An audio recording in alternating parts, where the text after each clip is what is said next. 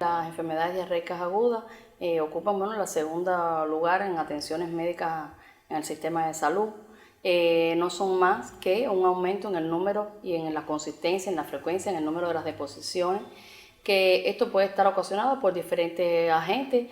Puede ser virus, como más frecuentes los rotavirus, los enterovirus, las bacterias, que pueden ser las Shigella, las más frecuentes, ¿no? Shigella, Salmonella, el Escherichia coli, y algunos parásitos como las amebas, las giardias, también pueden ser ocasionados por transgresiones alimentarias. En esta temporada del año aumenta la incidencia de las enfermedades diarreicas agudas debido a las altas temperaturas y a las lluvias de estación. Las aguas turbias, el calor y el descuido higiénico sanitario provocan la descomposición o contaminación de los alimentos, constituyendo así la primera entrada al contagio. Es por ello que se hace necesario adoptar medidas sanitarias para minimizar las afectaciones en grupos poblacionales y, por supuesto, en el interior de nuestras casas.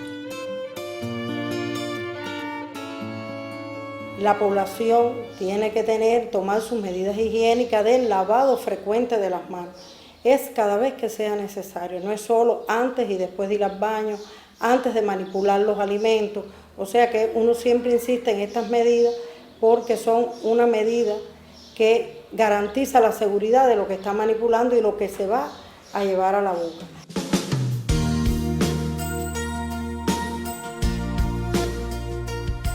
Los niños, ancianos, embarazadas son grupos vulnerables. Por tanto, lo importante es, hay que tener, porque una de las complicaciones de las diarreas es la deshidratación. Y esto, por supuesto, por la pérdida de líquido, que puede ser, como son grupos vulnerables, pues entonces la pérdida de líquido es mayor y por tanto puede provocar la muerte del paciente.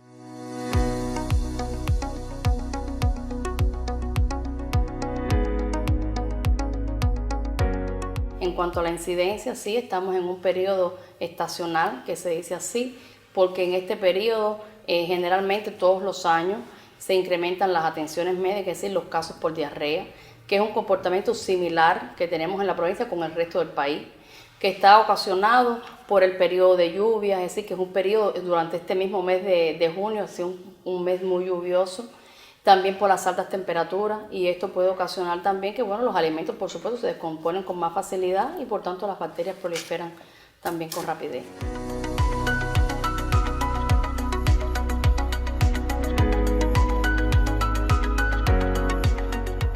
Es el periodo estacional, normal, que ocurre siempre. No estamos en presencia de brote porque para que ocurra un brote tiene que ser personas que concomiten en el mismo lugar, que tengan relación en ese temporoespacial. Son diarreas que se autolimitan rápido, frecuentemente por un enterovirus, es lo que está circulando, es decir, son diarreas virales, se autolimitan rápido.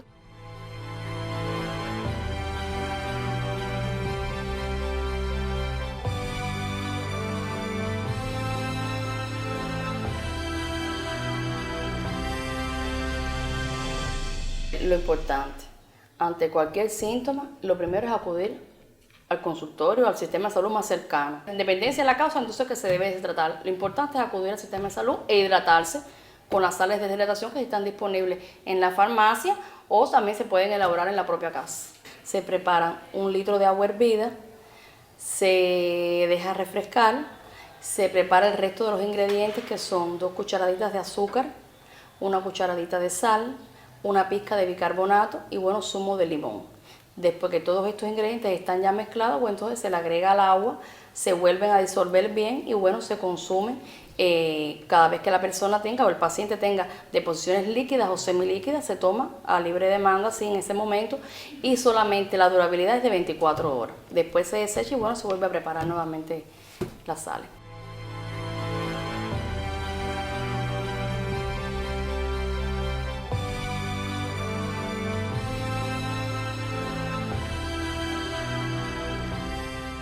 Una de las cosas es consumir los alimentos que sean seguros. Cuando nosotros hablamos de esto, es no comprar alimentos callejeros, por ejemplo, utilizar el método de la observación según las medidas higiénicas de la persona.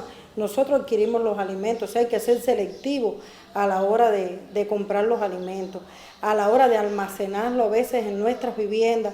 lo hacemos de forma incorrecta, estamos con las altas temperaturas que hay, cualquier alimento se nos puede echar a perder, corromper y entonces trae después consigo enfermedades diarreicas.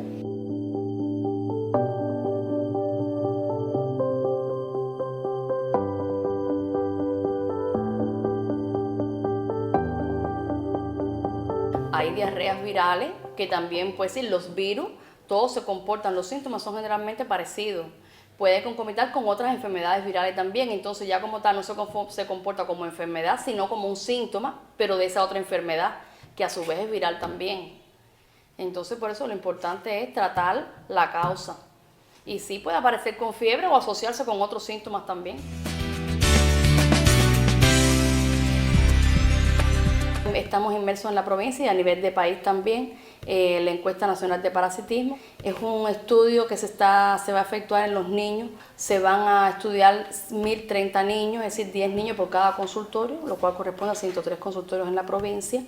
Estos niños van a estar supuestamente asintomáticos porque es con una selección de los niños y se va a realizar con una muestra de heces fecales. Previo consentimiento informado, es decir, que los niños van a acudir a su consultorio médico.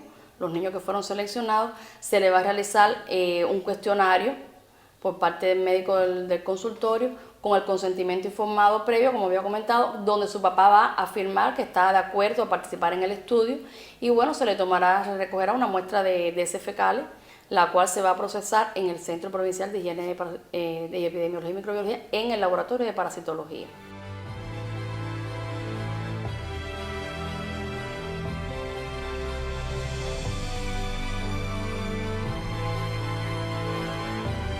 Nosotros trabajamos con la Inspección Sanitaria Estatal, que tiene que incrementar toda su exigencia sanitaria a todos los centros que elaboran y expenden alimentos, así como la inspección a todas las fuentes de abasto de agua.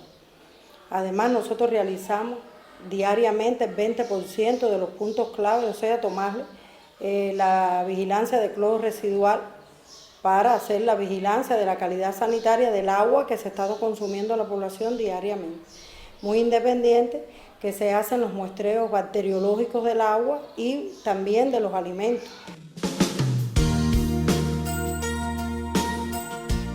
Van a la playa o cualquier otro centro recreativo y entonces llevamos alimentos de la casa. Los alimentos que llevemos tienen que ser seguros. Si son alimentos calientes, hay que garantizar la temperatura de que el alimento sea caliente. Y si son alimentos fríos, bueno, hay que garantizar la cadena de frío del alimento, llevarlos en termo, dentro de hielo. O sea, uno siempre les recomienda a la población cosas que pueden adquirir para poder llevar y trasladar a la playa o a cualquier centro los alimentos. A la hora de elaborar los alimentos tienen que ser con todas las medidas higiénicas, pero además no trasladar alimentos que sean en salsa, no trasladar dulces que sean con crema, o sea, que sean alimentos que sean frescos. En este periodo hay, por ejemplo, fruta.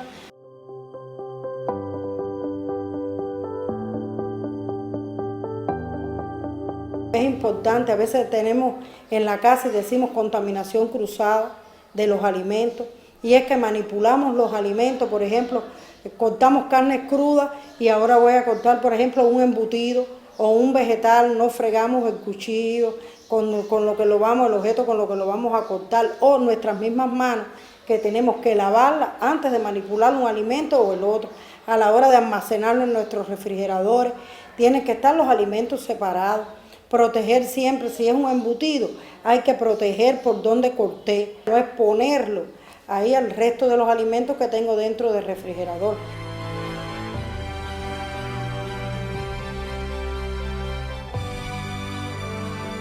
Los desechos deben estar tapados y disponerlos. Cuando los sacamos de nuestra casa hay que disponerlos en bolsitas, en un depósito, en una caja, pero siempre tapado, hasta que pasen los compañeros de comunal y recojan los desechos, por donde está diseñado en cada consejo popular para que los recojan, o en cada cuadra, en cada manzana.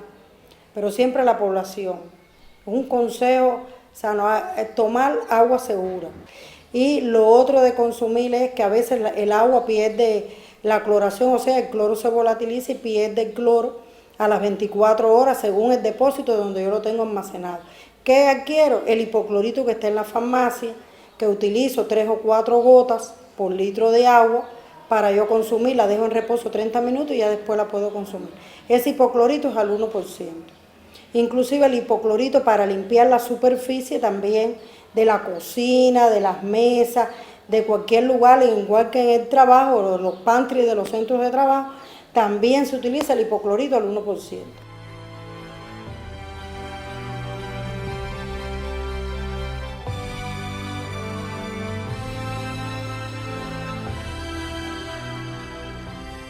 El agua, en muchas ocasiones las personas la pueden hervir y después que la hiervan la ponen en reposo y le aplican el hipoclorito.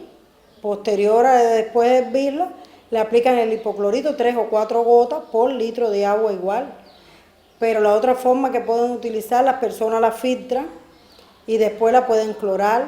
Pero otro método que hay con el sol que está haciendo, por ejemplo, envasan en 1,5 litros o en frascos de 5 litros, pueden envasarlas, ponerlas al sol, que cuando eso adquiera 12 horas de sol, esa agua te quede estéril y la pueden utilizar después y le utilizan el hipoclorito. Y es otra de las formas que tiene la población de tomar un agua segura.